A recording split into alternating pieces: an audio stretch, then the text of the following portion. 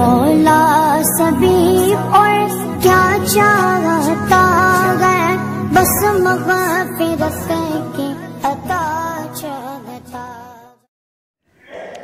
اور کہو گے تم لوگوں کو بات اچھی، اور قائم کرو گے تم نماز کو، اور ادا کرو گے تم زکوٰۃ کو، پھر منہ موڑ لیا تم نے مگر تھوڑے سے تم میں سے، اور تم اعراض کرنے والے ہو۔ سورہ البقرہ کی آیت نمبر 83 آپ حضرات کے سامنے پڑھی اور ترجمہ کیا ہے۔ اس میں اللہ تبارک و تعالی نے ان کاموں کو شمار فرمایا، ان کاموں کی تعلیم دی جو کام ہمیں کرنے چاہیے، جو ہمارے کرنے کے ہیں، جن پر ہماری آخرت کی کامیابی کا مدار ہے، جن پر ہماری قبر کا مدار ہے، جن پر اللہ تبارک و تعالی کی رضا کا مدار ہے، جس سے ہم اللہ کی رضا اور رضا والی جگہ جنت کے حقدار اور اہل بن سکتے ہیں۔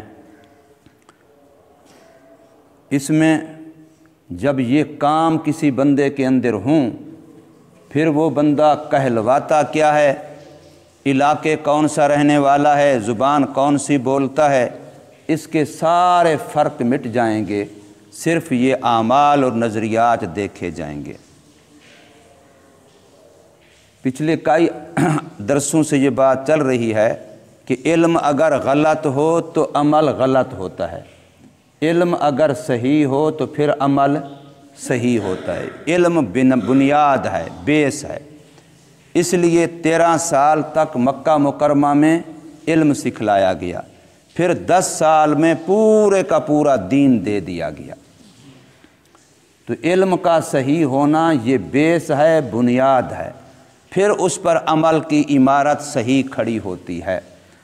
اب اللہ تبارک و تعالی نے علم صحیح اور اعمال صحیح کے لیے اس آیت مقدسہ میں ایک فہرست پیش کر دی ہے، لسٹ پیش کر دی ہے کہ اصل یہ کام ہیں تمہارے کرنے کے۔ اب ان میں سے پہلا نمبر یہ ہے کہ عبادت صرف اللہ کی۔ حضرت مولانا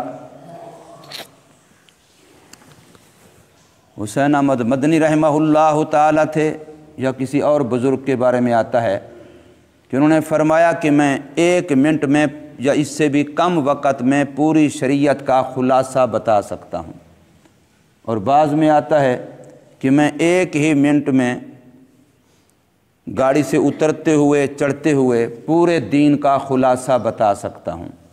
اور وہ کیا کہ اللہ کو راضی کرو عبادت سے، مخلوق کو راضی کرو خدمت سے، بس یہ پورے دین کا خلاصہ ہے۔ اللہ کو راضی کرو عبادت سے اور مخلوق کو راضی کرو خدمت سے، یہ 2 باتیں پورے دین کا نچوڑ، پورے دین کا خلاصہ ہے۔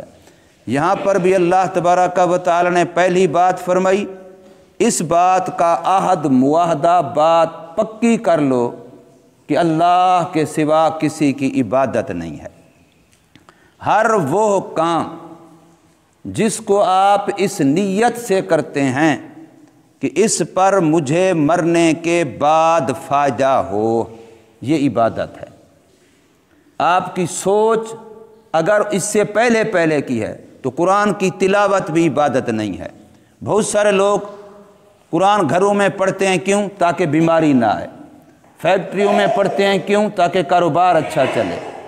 ورد پڑھتے ہیں، وظیفے پڑھتے ہیں، حافظ قاری صاحبان لگائے ہوئے ہیں، ہماری فیکٹری میں، ہمارے دکان میں آ کے فلاں سورت پڑھ لیا کرو، یا اتنا دیر تلاوت کر لیا کرو۔ اگر تو مقصد اسی دنیا کی برکت ہے، اسی دنیا کا فائدہ ہے، اسی دنیا کے دکھوں سے بچنا ہے، اسی دنیا کی مصیبتوں سے بچنا ہے، تو یہ قرآن کا پڑھنا بھی عبادت نہیں ہے، بے شک اس کی برکت ہے۔ برکت کا انکار نہیں کر رہے، برکت قرآن جہاں بھی پڑھا جائے گا اس کی ہوگی، لیکن عبادت نہیں ہے۔ نماز بھی بہت سارے لوگ، تہجد بھی میں پڑھتا ہوں جی، بیماریاں پھر بھی نہیں جاتی۔ اگلے دن ایک بندہ میرے پاس یہاں دن کو آیا، پوری ایک لسٹ شروع کر دی، وہ جی میں تو 1000 مرتبہ استغفار بھی پڑھتا ہوں، 1000 مرتبہ درود پاک بھی پڑھتا ہوں، 1000 مرتبہ آیات کریمہ بھی پڑھتا ہوں، یہ بھی پھر بھی میرا کاروبار نہیں چل رہا، میرے ساتھ والی فیکٹری یوں ہے، میرے ساتھ والی یوں ہے، میرا مسئلہ یہ ہے۔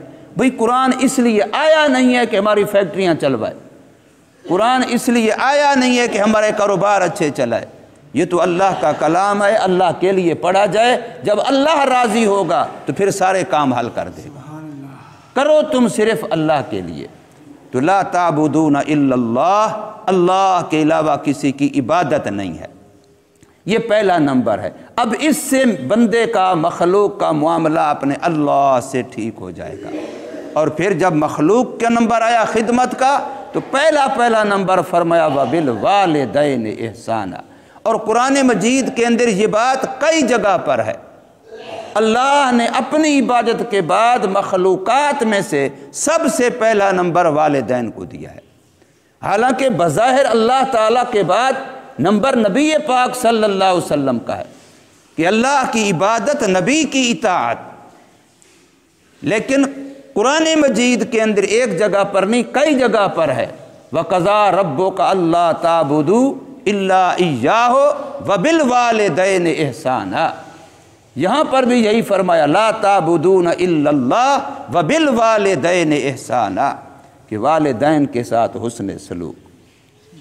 پھر والدین کے اندر یہ کہیں نہیں ہے کہ اس نے تمہارے ساتھ حسن سلوک کیا ہے، اس نے تمہیں اچھے انداز سے پالا ہے، اچھے انداز سے تعلیم دی ہے، اچھے انداز سے کھلایا پلایا ہے، اچھے گھرانوں میں شادیاں کی ہیں، اچھے کاروبار کر کے دیے ہیں، تو اب تم والدین سے حسن سلوک کرو، یہ بات کہیں نہیں ہے۔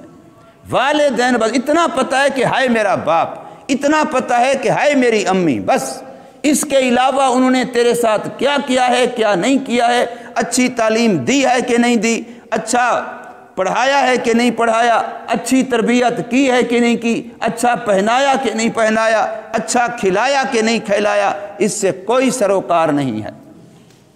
حضرت اسماعیل علیہ السلام ماں کی گود میں چند دن کے بچے ہیں، اللہ نے حکم دیا، ابراہیم علیہ السلام نے کہاں چھوڑ دیا؟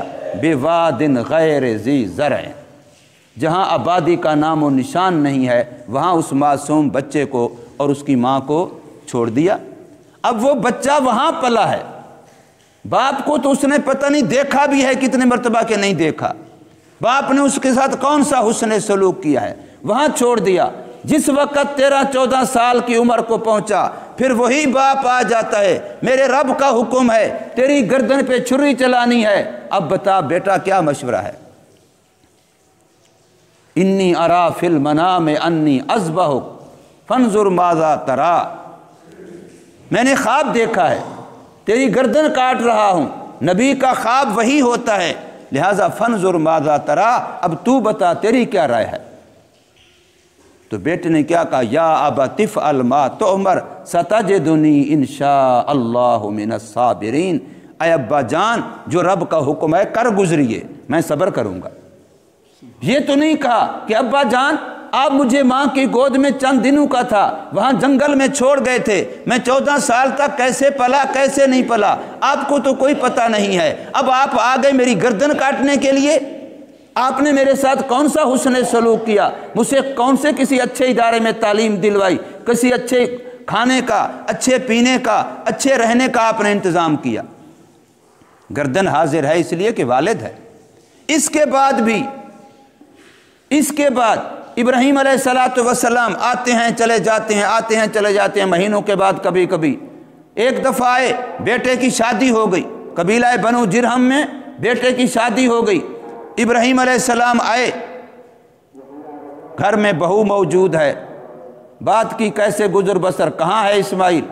بتایا کہ وہ شکار کو گیا ہوا ہے، بس کبھی کبھی چلا جاتا ہے شکار کر کے، کوئی پرندہ جو بھی جانور شکار کا آ جاتا ہے اس کو مار کے لے آتا ہے تو کھا لیتے ہیں، نہیں لگتا شکار تو بھوکے رہ جاتے ہیں۔ تو بہو نے تھوڑی سی کچھ باتیں ایسے کی جس میں شکوہ نظر آتا تھا، ناشکری نظر آتی تھی کہ بس بڑا مشکل وقت ہے، اسماعیل کام نہیں کرتا، فلاں ہے، ہم روزی کے لحاظ سے تنگ ہیں۔ اب یاد رکھیے ایک بات، حالات کا شکوہ کرنا یہ میرے رب کا شکوہ ہے، اس لیے کہ حالات کا عدلنا بدلنا یہ میرے اللہ کی طرف سے ہے۔ حضور صلی اللہ علیہ وسلم نے فرمایا، حدیث قدسی ہے، اللہ فرماتے ہیں لوگ مجھے گالیاں دیتے ہیں، اللہ نے فرمایا لوگ مجھے گالیاں دیتے ہیں۔ یا اللہ تجھے کیسے گالیاں دیتے ہیں؟ فرمایا یہ زمانے کو برا بھلا کہتے ہیں، اور زمانہ میں ہی تو ہوں۔ زمانہ اور کس کے قبضہ قدرت میں ہے؟ زمانے کے حالات کس کے طرف سے ہیں؟ میری طرف سے تو ہیں۔ اس لیے جماعت والے اکثر کہتے ہیں حالات آتے بھی اللہ کی طرف سے، حالات بدلتے بھی اللہ کی طرف سے ہیں۔ اللہ کی طرف رجوع کریں، جو حالات اللہ یہ حالات لا سکتا ہے، اللہ اس حالات کو بدل کے اچھے یا برے بھی لا سکتا ہے۔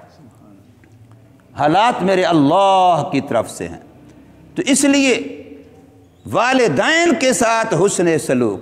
اب اسماعیل علیہ السلام آئے، دیکھا بہو ناشکری کر رہی ہے، تو بس اتنا پیغام دیا، اسماعیل آئیں تو ان کو کہنا گھر کی چوکٹ بدل دے۔ اب یہ پیغام تھا کہ بیوی کو طلاق دے دے، ناشکری ہے، انہوں نے اس کو طلاق دے دی والد کے اشارے پر۔ یہ تعلیمات ہیں ہمارے لیے کہ ماں باپ کے کیا حقوق ہیں۔ حضرت ابراہیم علیہ السلام کے بارے میں قرآن مجید کے اندر ہے، باپ سے وعدہ کر لیا ہے کہ میں تیرے لیے اللہ سے بخشش کی دعا مانگتا رہوں گا۔ حالانکہ وہ بت گر بھی ہے، بت پرست بھی ہے، اور بت فروخت بھی ہے، بت بناتا بھی ہے، بتوں کی پوجا بھی کرتا ہے، بتوں کو بیچتا بھی ہے۔ یہ وہ باپ ہے جس نے گھر سے نکال دیا ابراہیم علیہ السلام کو۔ ابراہیم علیہ السلام کو صرف دین کی وجہ سے باپ نے گھر سے نکال دیا تھا۔ اس باپ کے لیے وعدہ کر رہے ہیں کہ میں تیرے لیے اللہ سے بخشش کی دعا مانگتا رہوں گا، اور اس وعدے کی بنا پر جب تک اللہ کی طرف سے صراحتاً یہ بات نہیں آئی کہ کافروں کے لیے بخشش کی دعا نہ کرو، اس وقت تک مانگتے رہے۔ جب یہ بات صراحتاً آ گئی تو پھر رکے ہیں۔ تو اس لیے ماں باپ کا حق بہت زیادہ ہے۔ کبھی بھی یہ نہیں سوچنا کہ بھی وہ میرے ساتھ کیا سلوک کرتے ہیں، وہ میرے ساتھ کیا سلوک کرتے۔ حدیث پاک میں سب سے بڑا فسادی وہ بندہ ہے جو کسی اولاد کے سامنے اس کے ماں باپ کی برائی کرتا ہے۔ سب سے بڑا خراب بندہ وہ ہے۔ کیوں؟ وہ اولاد کو ماں باپ سے بدگمان کر رہا ہے۔ اور یا سب سے بڑا خراب بندہ وہ ہے جو بیوی کے سامنے اس کے خامند کی کمزوریاں بیان کرتا ہے۔ میاں بیوی میں رخنا ڈالتا ہے، یہ بھی شیطان ہے، چاہے وہ بشکل انسان ہو۔ اور اگر باپ اور اولاد کے اندر رخنا ڈالتا ہے تو یہ بھی شیطان ہے، چاہے وہ بشکل انسان ہو۔ اللہ کو یہ بہت ناپسند ہے۔ اس سے گھروں میں توڑ پیدا ہوتا ہے۔ اولاد اور ماں باپ میں اگر نہ بنے تو گھر میں جوڑ رہ سکتا ہے، گھر میں سکون رہ سکتا ہے؟ میاں بیوی کی اگر نہ بنے تو گھر میں سکون رہ سکتا ہے؟ کبھی بھی نہیں ہے۔ اس سے جوڑ کے بجائے توڑ ہوتا ہے، اور پورا دین ہمارا جوڑ سکھاتا ہے۔ توڑ والی کوئی بات بھی ہو دین پسند نہیں کرتا۔ تو فرمایا اللہ نے بنی اسرائیل سے جو پختہ عہد لیا ان میں پہلا نمبر تھا لا تعبدون الا اللہ، اللہ کے علاوہ کسی کی عبادت نہیں۔ دوسرا نمبر تھا وبالوالدین احسانا، ماں باپ سے حسن سلوک۔ اور تیسرا نمبر بذی القربہ، اور رشتہ داروں سے حسن سلوک۔ میں یہ بات کئی مرتبہ عرض کر چکا ہوں، اقربا کے اندر کبھی برابری نہ کرنا کہ وہ میرے ساتھ کیا کرتے ہیں تب میں ان کے ساتھ کروں گا۔ رشتہ داری جہاں ہے وہاں ہمیں حکم ہے کہ ہم نے حسن سلوک کرنا ہے۔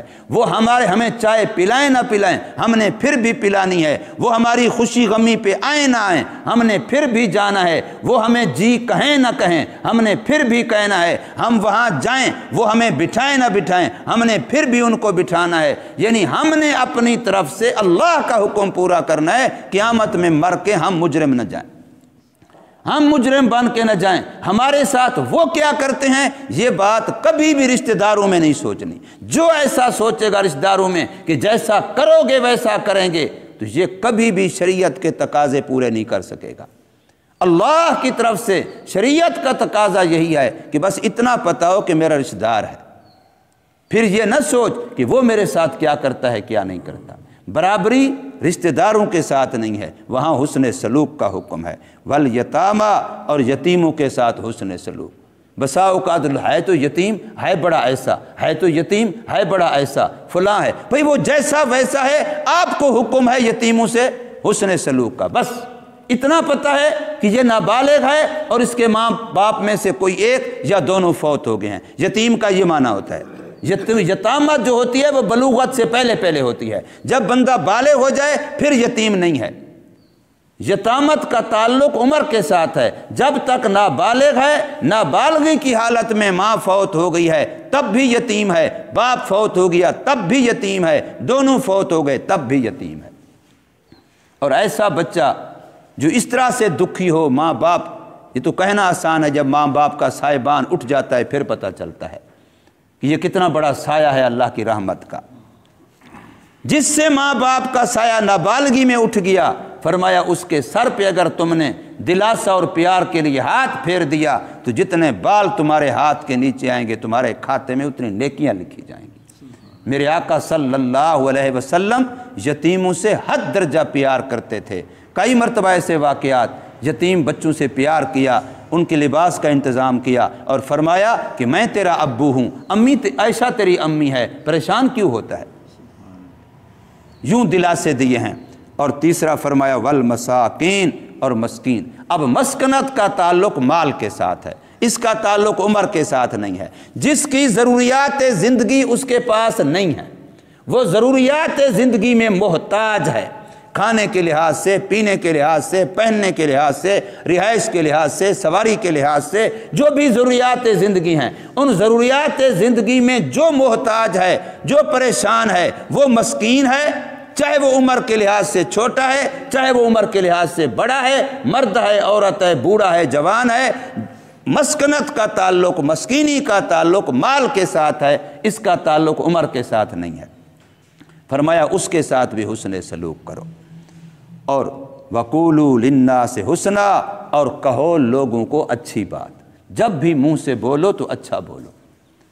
قُولُوا لِلنَّاسِ حُسْنًا، کہو لوگوں کو اچھی بات۔ اب یہ ساری چیزیں جو آئی ہیں عبادت کے بعد، یہ مخلوق خدا کے ساتھ تعلق آیا ہے، یہ خدمت خلق آئی ہے۔ اب فرمایا ہے وَأَقِیمُوا الصَّلَاةَ، اور نماز قائم کرو، وَآتُوا الزَّکَاةَ، اور زکوٰۃ ادا کرو۔ ماں باپ کا مسئلہ پہلے بیان کیا، یتیموں کا پہلے بیان کیا، مسکینوں کا پہلے بیان کیا، بات کا زبان کا اچھا ہونا پہلے بیان کیا، نماز کا نمبر بعد میں لائے۔ آج نمازوں پر تو زور ہوتا ہے لیکن اخلاقیات کا کوئی پتہ نہیں ہے، معاملات کا کوئی پتہ نہیں ہے، لین دین کا کوئی پتہ نہیں ہے۔ لوگ کہنے پر مجبور ہو گئے ہیں، خیال کرنا داڑھی والا بیٹھا اس دکان سے بچ کے رہنا، خیال کرنا تبلیغی بیٹھا اس سے بچ کے رہنا، خیال کرنا حاجی صاحب بیٹھا ہے ذرا بچ کے رہنا۔ یہ لوگ کہنے پہ مجبور ہو گئے ہمارے اعمال کی وجہ سے، کہ ہم نے صرف عبادت کو دین سمجھ لیا اور لین دین اور معاملات کو وہ اہمیت نہیں دی جو ہمارے دین نے دی ہے۔